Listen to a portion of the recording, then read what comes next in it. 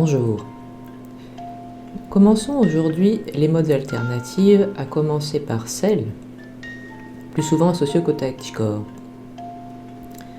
Selon moi, celle qui est le plus souvent en tout cas, est le morikei. Mais qu'est-ce donc?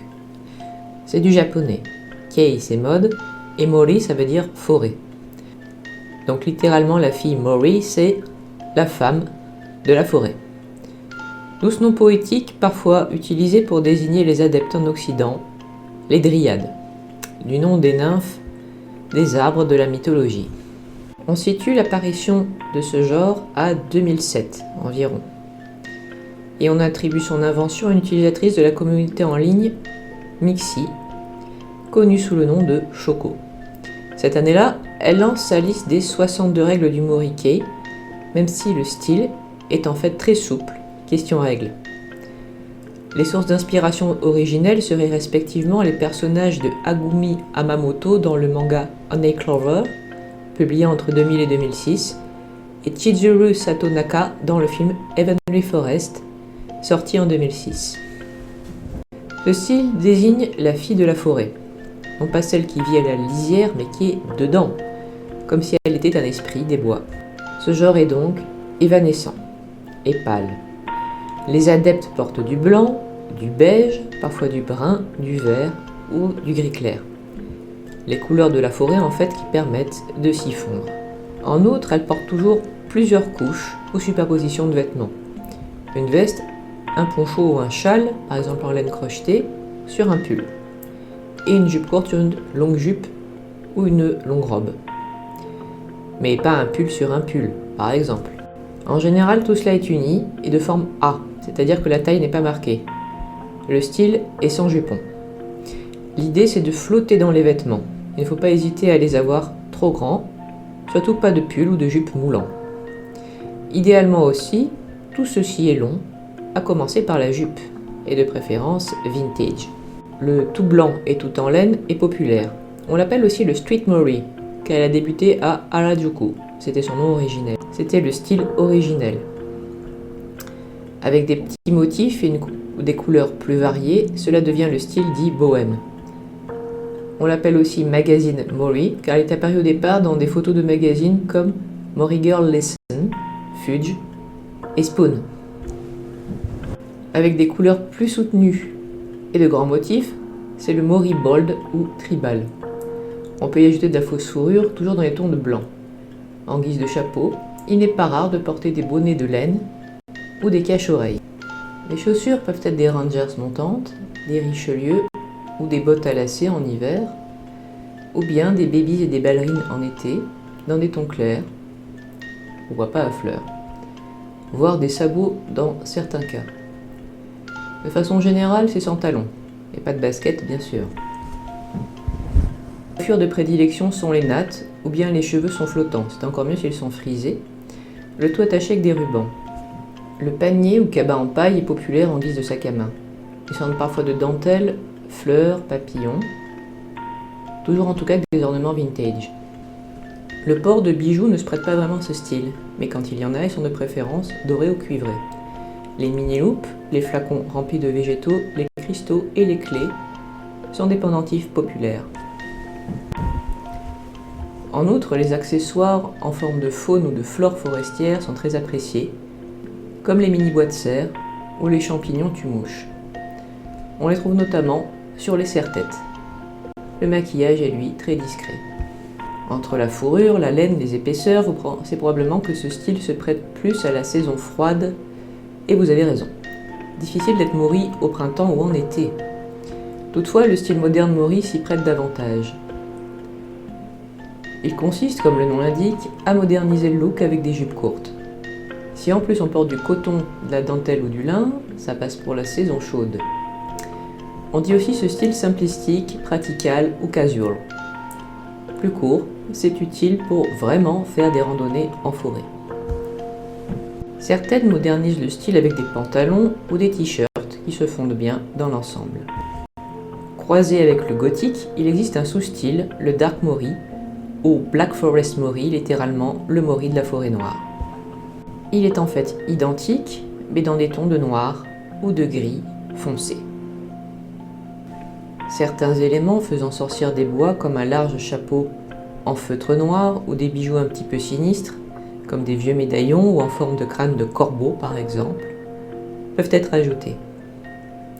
On peut aussi mêler le Mori avec d'autres styles comme le Cult Party ou le Dolly Kei, j'en parlerai après.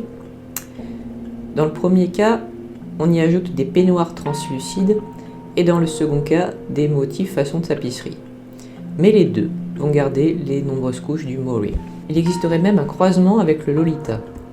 Les teintes sont les mêmes, les superpositions aussi, mais on garde la silhouette caractéristique du Lolita avec un jupon. Comme le Lolita d'ailleurs, il existerait une variante OTT ou over the top. Certaines moris ont été photographiées avec des bois de serre ou des oreilles elfiques dans ce cas. On dénombre aussi le romantique, en blanc principalement et parfois avec du synthétique. Il y a aussi le shabby chic. À l'origine, le terme désigne un type de décor inventé dans les années 1980. Vintage, usé même, mais romantique, avec des teintes claires et des motifs de rose. En gros, le style popularisé par la décoratrice Laura Ashley. Appliqué au Mori, ça consiste à porter du rose et du bleu pastel, des motifs de fleurs et encore plus de dentelle. Enfin, on appelle Yama Girl, Yama voulant dire montagne, la Mori qui ajoute des éléments faisant plus montagnarde à ses habits. Notamment des chaussures de marche, un sac de randonnée, un motif des Del West, des motifs caractéristiques comme l'écossais et parfois des teintes plus soutenues. Les hama, hama ça veut dire plage, sont la variante marine. Elles ont parfois des habits plus légers, pour le bord de mer en été, et elles incluent du bleu foncé et des rayures, des cabans et des chapeaux de paille. Vous le voyez, pas de règles, pas de silhouette caractéristique, un aspect dissymétrique et des vêtements peu onéreux qu'on trouve partout. Pas de marque, pas de jupons, des adeptes plutôt solitaires. C'est un peu l'inverse d'autres modes alternatifs beaucoup plus populaires qu'on peut trouver. Existe-t-il des marques ou des boutiques spécialisées? C'est un peu le souci. Pas vraiment, du moins pour des marques commerciales. Un magasin Mori, au nom peu explicite de Wonder Rocket, a existé, mais il a fermé en 2017. Vous pourriez trouver des vêtements vendus sous cette étiquette sur des sites plus généraux, comme AliExpress ou eBay. Des labels indépendants peuvent avoir ces genres, mais sans le revendiquer, comme certains magasins de Taobao sont sur ce créneau, comme Dearly.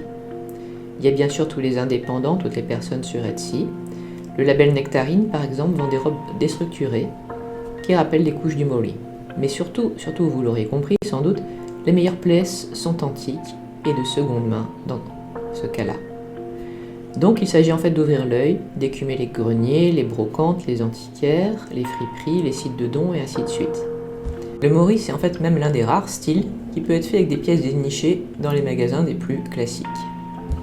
Qu'en est-il enfin quand ce sont ces messieurs qui veulent s'habiller de cette façon? Mori Boy génère bel et bien des occurrences d'hommes vêtus tels des bergers ou des tyroliens. Mais en fait, ils portent plutôt du rustique. Car la longue silhouette floue et les superpositions sont difficiles à faire sans robe. Ironiquement, le Mori était plutôt un style de rue à l'origine, très visible à Harajuku entre 2007 et 2013. Cette année-là, il s'efface des trottoirs de cette rue, comme beaucoup de styles alternatifs d'ailleurs. Mais entre-temps, des occidentales l'ont adopté, et ce sont surtout elles, paraît-il, qui ajoutent des couleurs sombres ou des bijoux argentés. Parfois. Ce sont elles qu'il porte aujourd'hui, même si c'est un style peu vu à l'extérieur. De toute façon, c'est un style idéalement rural, porté par celles qui vivent à la campagne, et donc là où on ne croisera pas beaucoup de gens. Ce ne sont pas non plus des modes très sociables comparés à d'autres comme le gothique. Pas de clubs spécialisés, de concerts, de jeux de rôle grandeur nature, de rassemblements ou de conventions pour se retrouver. À titre d'indice sur les photographies, les filles sont presque toujours toutes seules. Rien de surprenant à ça. Les activités de celles qui sont dites lifestyle sont souvent solitaires. Et être lifestyle, quand on est adepte du Morikei, on n'y est pas obligé. Mais quand les Mori Girls le sont, ce sont des écologistes, parfois même aussi des végétariennes ou des véganes. En ville, elles aiment écumer les antiquaires, les brocanteurs, les magasins de décoration et lire dans les cafés. À la campagne, qui est leur milieu naturel en quelque sorte, elles prennent des photos de la nature, se promènent en forêt, font des collections par exemple de curiosités minérales, des herbiers, jardinent, bricolent, écrivent, cousent, peignent, lisent dans les bois. Donc rien qui ne requiert d'être très entouré. Concernant la décoration, vous l'aurez compris, nombreuses sont celles qui apprécient le cottagecore. Très cosy avec des plaids, objets en vannerie ou en porcelaine, idéalement avec une cheminée ou un poêle et ainsi de suite. Très onirique avec les contes de fées pour inspiration, cette mode est la meilleure alliée des tempéraments introvertis, même si la contrepartie est que bien souvent, une adepte est la seule de son espèce dans les parages.